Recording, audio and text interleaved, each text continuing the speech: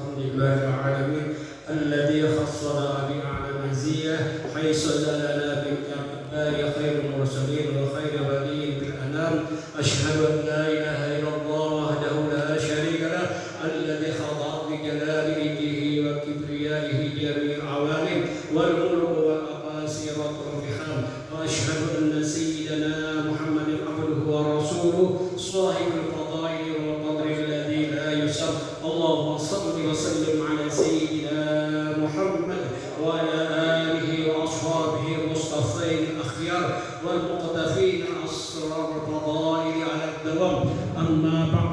Alhamdulillah, dengan membacakan puji dan syukur kehadirat Allah Subhanahu wa taala yang mana kita pada malam hari ini dapat kembali melaksanakan kegiatan rutin kita, kegiatan Maulid Al-Habsyi di Langgar ini setiap malam Rabu.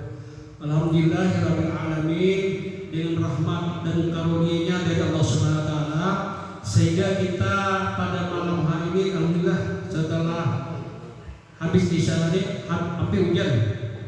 Mudah-mudahan sampai hujan kita kan. Nah, sehingga kita dapat berkumpul di dalam ruangan ini dalam rangka acara kegiatan kita.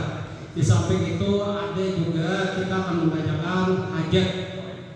Orang minta bacakan manakib salah seorang wali Allah Subhanahu wa taala, karena mana wali Allah taala itu sangat banyak. Ada kutub, ada abdal, ada gaus, macam-macam perangkatnya kan.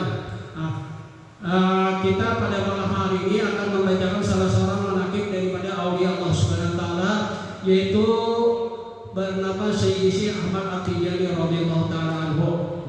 Sayyidi Ahmad At-Tijani dilahirkan pada tahun 1150 Hijriah atau 1737 Masehi di desa Ain Mati di negara Aljazair, tempat para pendahulu beliau. Kakek beliau yang keempat yaitu Sayyid Muhammad bin Salim pernah berpisah bersama keluarga dari desa Abdah yang berada di penghujung kota Maghrib atau Maroko ke Bani Tijanah dan menikah dengan gadis daerah sana, sehingga anak cucu keturunannya dikenal dengan Tijaniyin.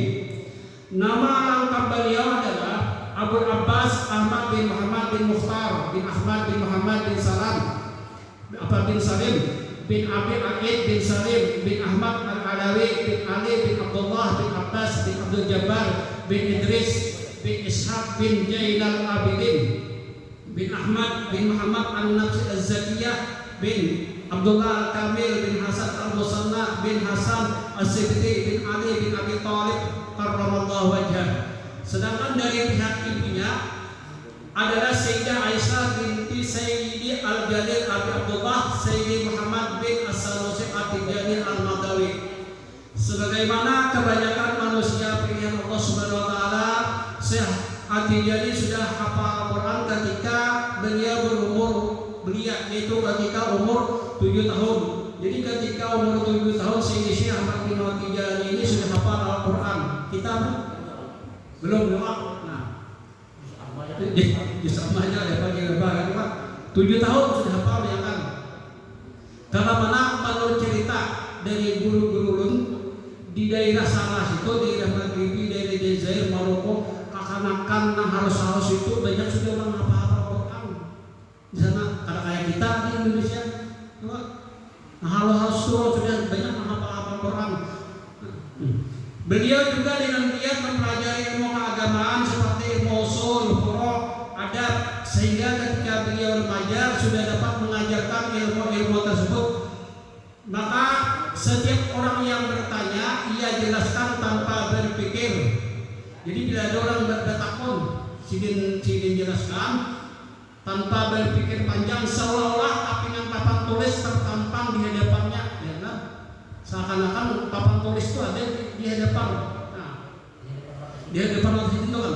Dan wafat orang tuanya di dalam hari yang sama, yaitu disebabkan oleh pada tahun 1166 Hijriah.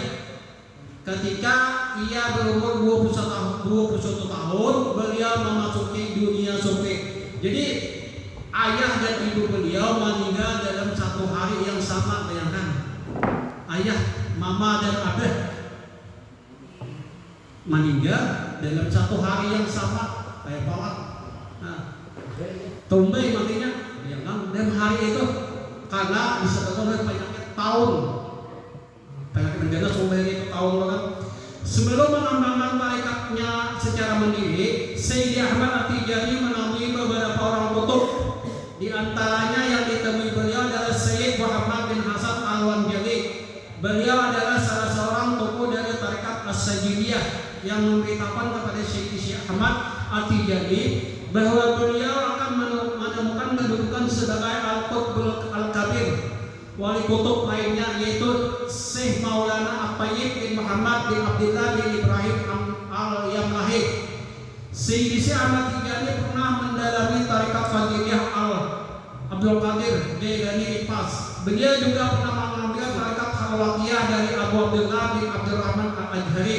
Kemudian tarikat Nasyiriyah dan tarikat Syekh Muhammad Al-Habib bin Muhammad. Akan tetapi semua tarikat ini pun beliau tinggalkan dikarenakan nampaknya Sayyidi Ahmad Tijani belum menemukan mutiara hikmah dalam proses pencarian nilai-nilai spiritualnya. Jadi beliau sebelum mendirikan atau mengembangkan tarikat Tijaniyah ini, beliau beberapa orang mengambil tarikat, banyak sih mengambil tarikat. Nah, ada Halwatiyah, ada Nasiriyah, ada Qadiriyah, banyak yang diambil sendiri kan. Nah, kemudian Syekh At-Tijani kembali ke Sahra dan bermukim di sana selama 5 tahun.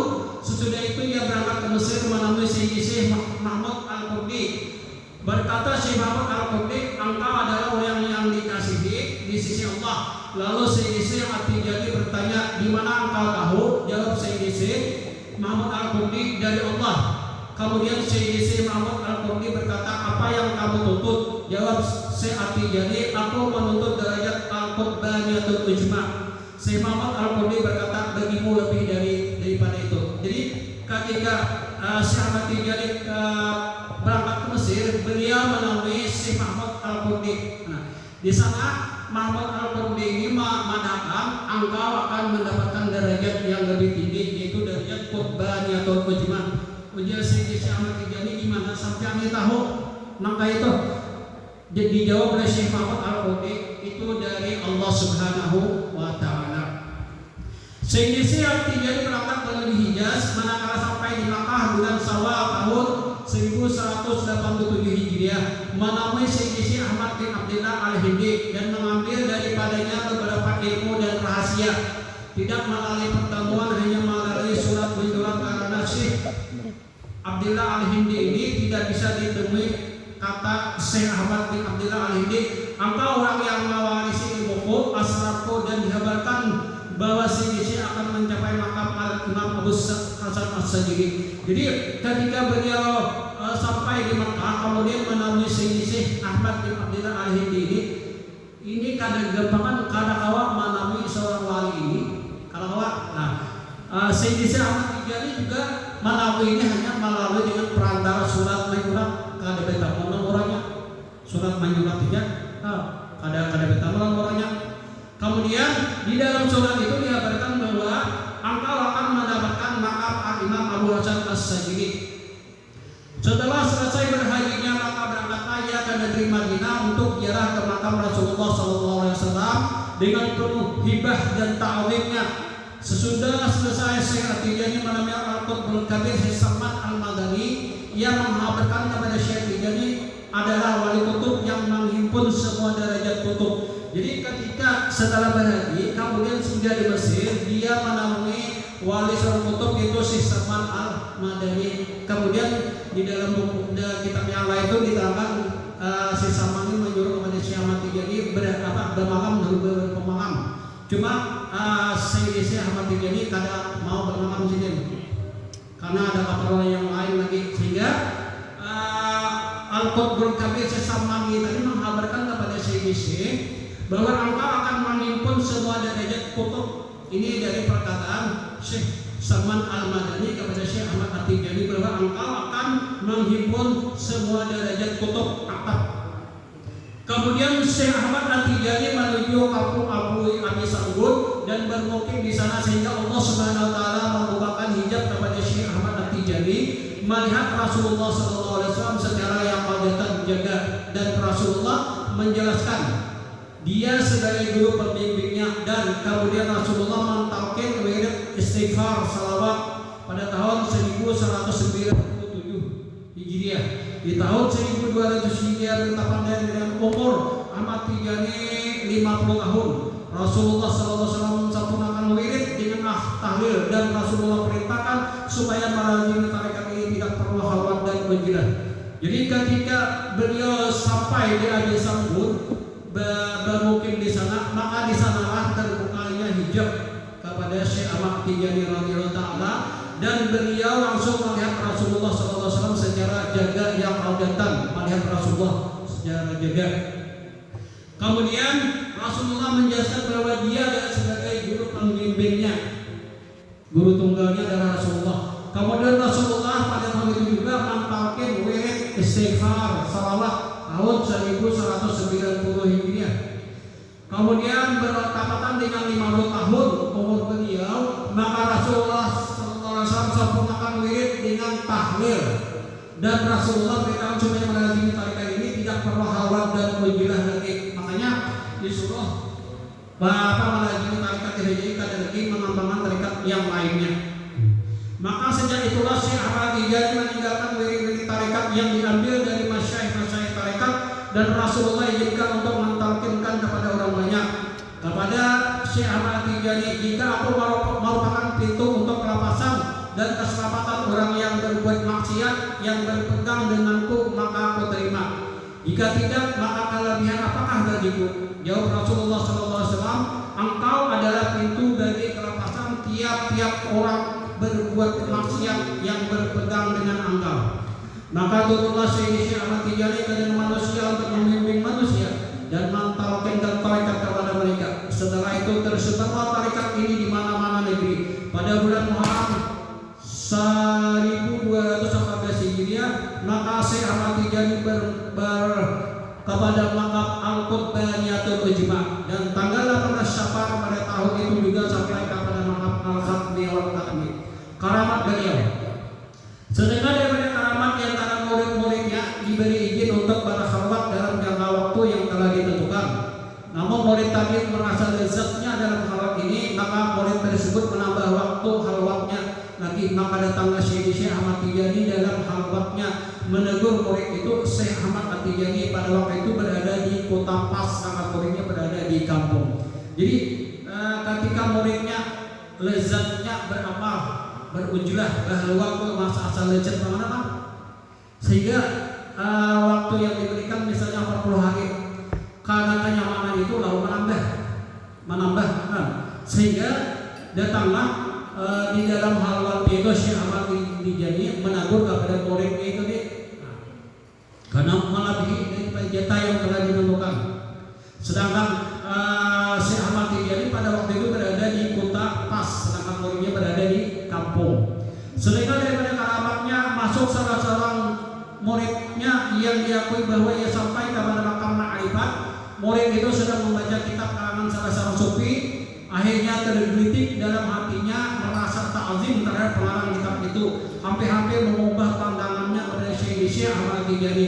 Kemudian Syekh Ahmad Tijani menegur murid tersebut dan dipegangnya tangannya serta didirikannya. Kata Syekh Ahmad Tijani, apakah kau ini Tijani atau murid dari seorang pengarang kitab itu?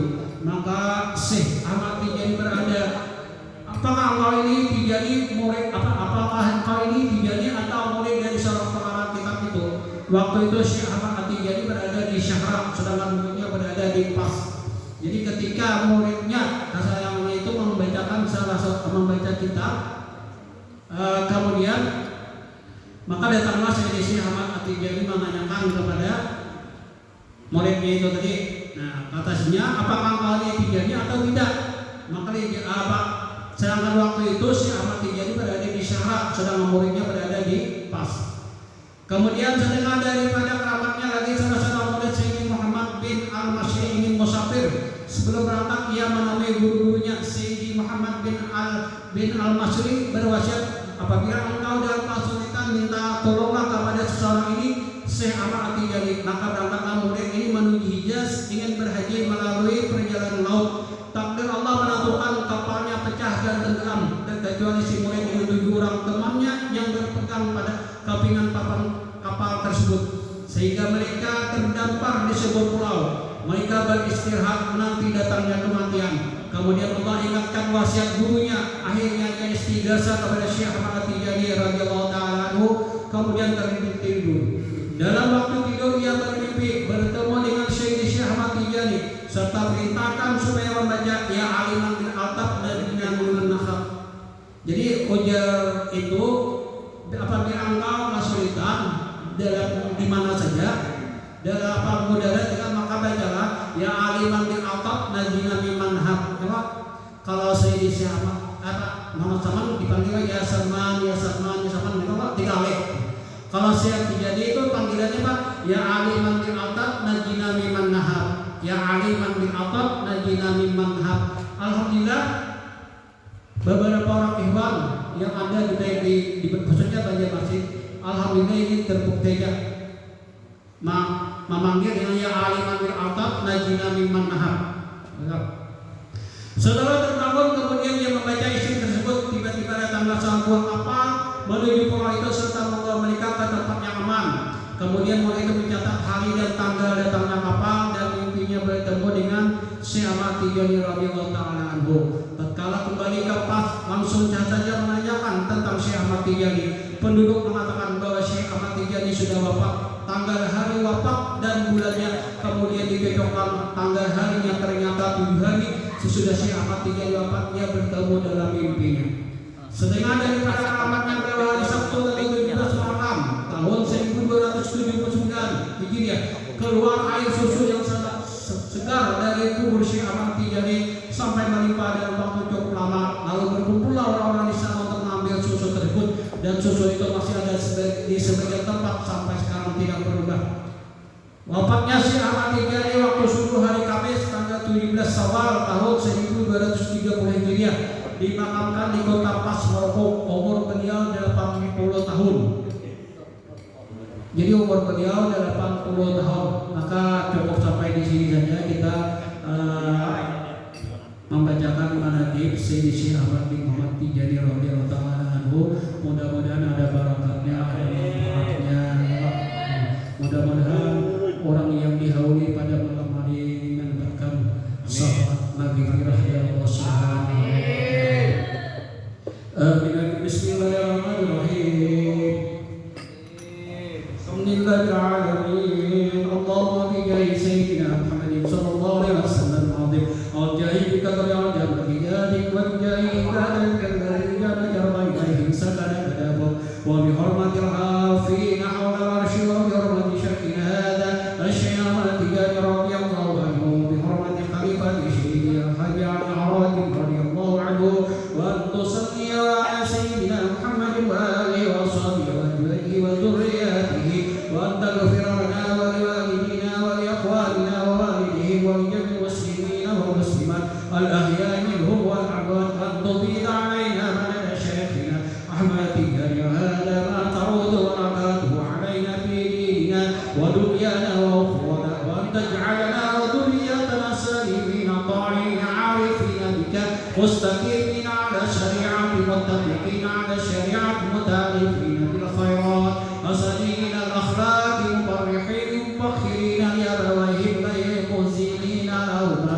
ولا مسرفين لأعدائهما زاهدين في الدنيا والساعين فيها مرزوقين رزقا حلالا طيبا واسعا بلا تعب ولا نصب ولا تضلل للخلق بسبب ولا تدبر في تحصيله وأن تحفظنا وإياهم من الحرام رزقا وعملا ونية واعتقادا وأن ترزقنا وإياهم إيمانا كاملا ويقينا صادقا وأن تمن علينا وعليهم بالعلم النافع والعمل الصالح والفهم الصالح وأن تلبسنا وإياهم لباس العافية والنشاط وأن تزيننا وإياهم بالحلم والوقار والعفة والمروءة والقوامر وأن ترحمنا وإياهم بالتقوى وأن تفضل علينا وعليهم بلذة العبادة والمناجاة